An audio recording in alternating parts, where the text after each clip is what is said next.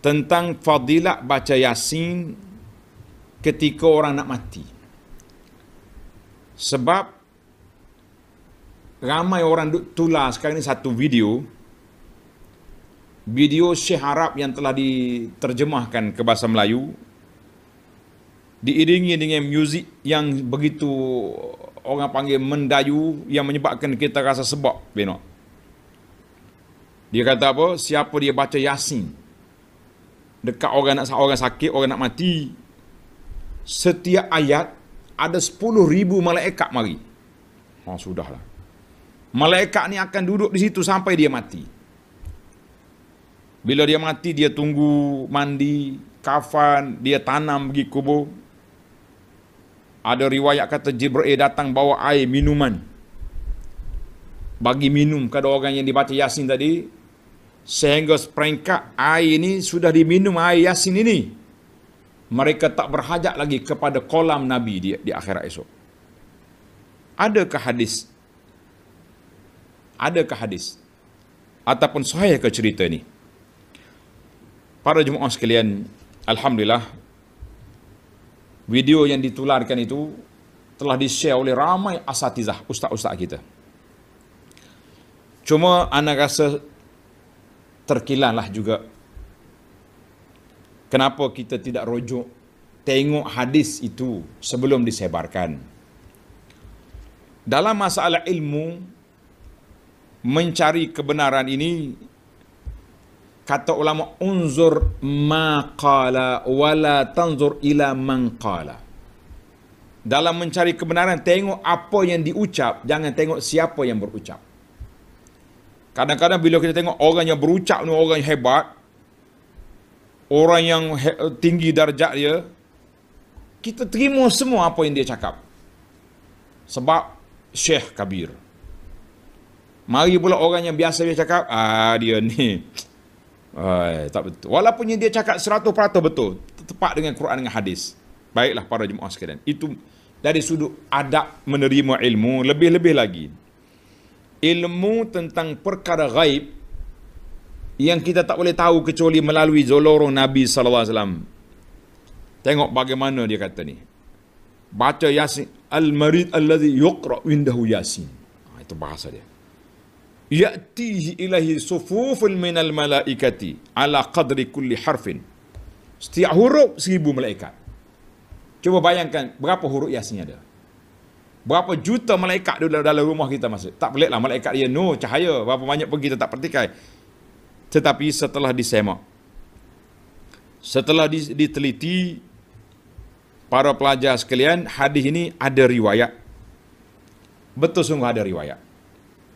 Daripada Ubay bin Ka'ab. Hadis Ubay bin Ka'ab radhiyallahu anhu, dia sebutlah macam yang disebut tadi lah. Sekali baca Yasin ni, setiap huruf dia tu 10 malaikat Yasin-nya, asyaratu amlak. Tapi dalam cerita yang saya kata ni 10,000. Tak apalah, yang pentingnya hadis cerita malaikat datang tadi, malaikat bawa air minum sampai tak perlu kepada kolam para nabi di akhirat esok. Kata di para ulama, tuan-tuan tanda betul ni, akhrajahu al-Qudai fi Musnad Syihab, daripada Ubay marfu'. Ulama tafsir kata apa? Hadis ini dikeluar oleh Baydawi dalam tafsir dia, Zamakhsyari dalam Kasyaf, Nasafi dalam tafsir dia. Tetapi sanad dia, darajat dia maudhu'. Hadis ini hadis palsu. Minta maaf tuan-tuan, hadis ini palsu. Bagi para asatizah, kita boleh bagi link untuk kajian itu. Para pengkaji dulu dengan sekarang juga mengatakan, pengkaji yang baru ini juga mengatakan hadis itu maudhu'. Ana dah bawa kepada tuan-tuan sebuah buku, nama dia Al-Manarul Munif. Al-Manarul Munif ini, buku ini bagi garis panduan kepada kita. Ini bukan kena orang pandai juga baca, kena ada ilmu. Hadis itu bukan boleh nilai dengan otak saja, sebab dia ada riwayah, ada dirayah. Cuma di antara simptom kalau kita nak tahu hadis tu pelik, ni baca ni. Dia kata apa tadi? Bila baca je Quran dekat orang nak mati, 10,000 malaikat setiap huruf. Setiap huruf 10,000 malaikat. Tuan-tuan kali berapa huruf dalam surah Yasin. Malaikat ni beratur tunggu situ sampai dia mati, kemudian mandi, kemudian bawa dia ke kubur. Ataupun Jibril datang bawa air minum ni tak perlu kolam Nabi lagi. Masya Allah, kolam Nabi sudah jadi kecil, cukup dengan air Yasin. Maka ini dipanggil simptom-simptom yang kita boleh kena hadis itu tidak sahih. Bahkan ulama kata hadis itu maudhu'. Wallahu alam. Baik, Ustaz jawab habislah senang. Boleh ke baca Yasin dekat orang nak mati? Yang cerita 10,000 tadi, abaikan. Siapa dah share video, tolong padam. Setelah kita tahu benda itu palsu, kalau nak sebar lagi, bermakna tuan bertanggungjawablah di hadapan Nabi SAW. Bahaya. Kita tahu benda palsu tentang Nabi kita sebar. Cerita palsu, SMS palsu pun Kementerian Komunikasi boleh ambil tindakan. Apalagi menyebarkan hadis palsu daripada Nabi SAW. Jangan. Adapun hadis tentang baca Yasin. Dalam hadis kata iqra'u Yasin ala mautakum. Hadis riwayat Imam Ahmad dan Abu Daud daripada Ma'qil bin Yasar radhiyallahu qala Nabi sallallahu diriwayatkan daripada Nabi sallallahu alaihi wasallam iqra'u Yasin ala mautakum. Bacalah Yasin ketika orang nak mati. Ini ada hadis.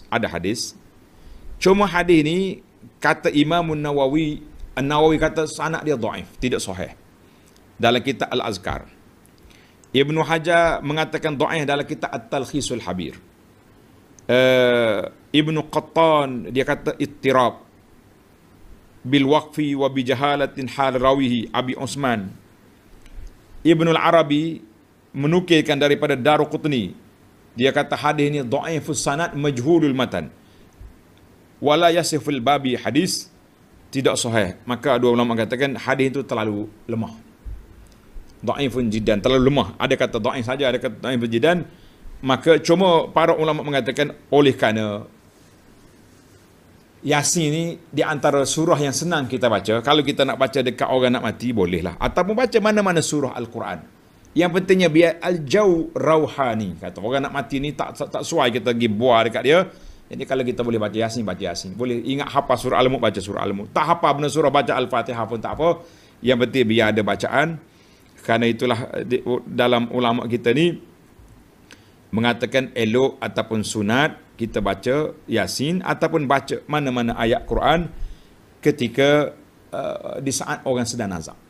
Mana kita hak ziarah lah, anak-anak dia dekat dia lah, dekat telinga dia, talqin dia mengucap.